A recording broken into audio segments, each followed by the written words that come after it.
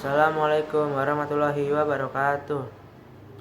Hadirin anu kusimkeun dihormatan, puji sareng syukur urang panjatkeun ka Allah Subhanahu wa taala, margi berkat rahmat sareng ridona urang sadaya tiasa ngarasakeun nikmat sehat wal afiat sareng gaduh kasempatan dina dinten ieu kanggo ngariung di tempat ieu.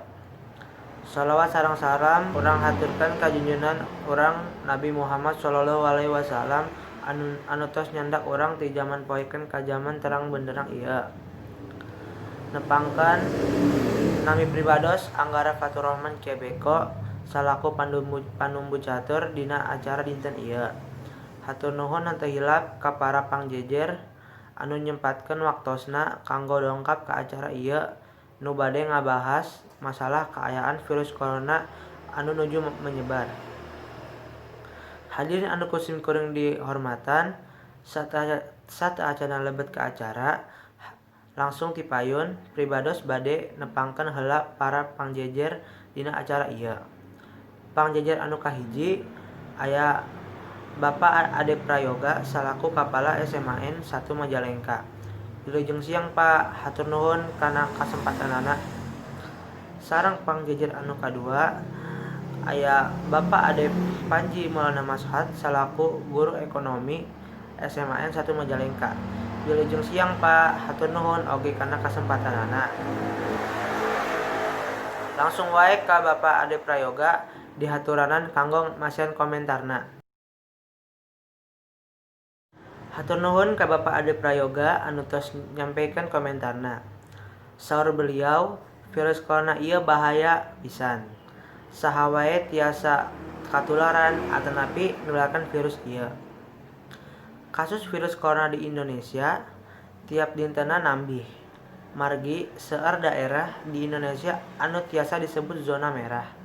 Kumargi kitu, masyarakat dianjurkeun kanggo ngalaksanakeun protokol kasehatan ti pamarentah.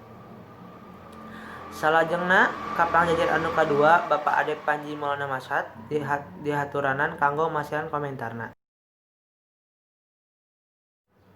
Hatur nuhun ka Bapak Ade Panji anu parantos nyampikeun komentarna. Komentar Pak Ade Panji ieu benten sareng Pak Ade Prayoga. Saur beliau, kaayaan ieu ngagaduhan dampak positif sareng dampak negatif. Kanggo dampak positifna, jalmi-jalmi janten leuwih ketat dina ngajaga kasehatanana. Namung dampak negatifna oge seueur pisan. Sanaos seueur korban, pangaruhna ageng ka perekonomian Indonesia. Penghasilan negara janten lungsur, anu efekna hutang Indonesia nambih numpuk.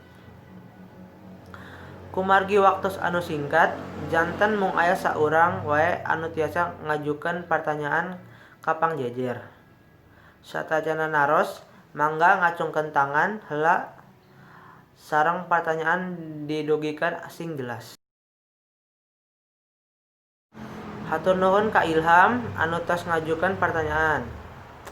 Kirang langkung pertanyaanana nyaeta naon anu kedah dilakukeun ku pamarentah supados masyarakat anu teu ngalaksanakeun protokol kasehatan kapok kana naon anu dilakukanana.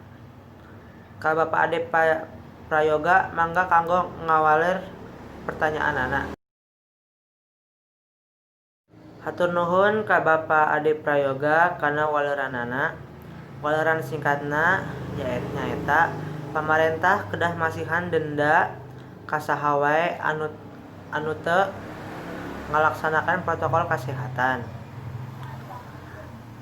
Denda anu dipasihan oge cakep ageng, sanaos kitu aya hukuman anu sanes anu bade diterapkeun. Pamarentah oge teu kenging asa-asa kanggo ngalebetkeun jalmi eta ka peti mati supados kapok. Henteu karaos urang tos dugi ka akhir acara. Acara oge lumajeng cekap sae ti ngawitan dugi ka rengse. Pribados salaku panumbu catur ngucapkeun seueur hatur nuhun ka pihak-pihak anu tos terlibat. terutamina ka pangjejer. Sareng upami aya salah nuhunkeun dihapunten. Cekap sakieu ti Pribados. Wassalamualaikum warahmatullahi wabarakatuh.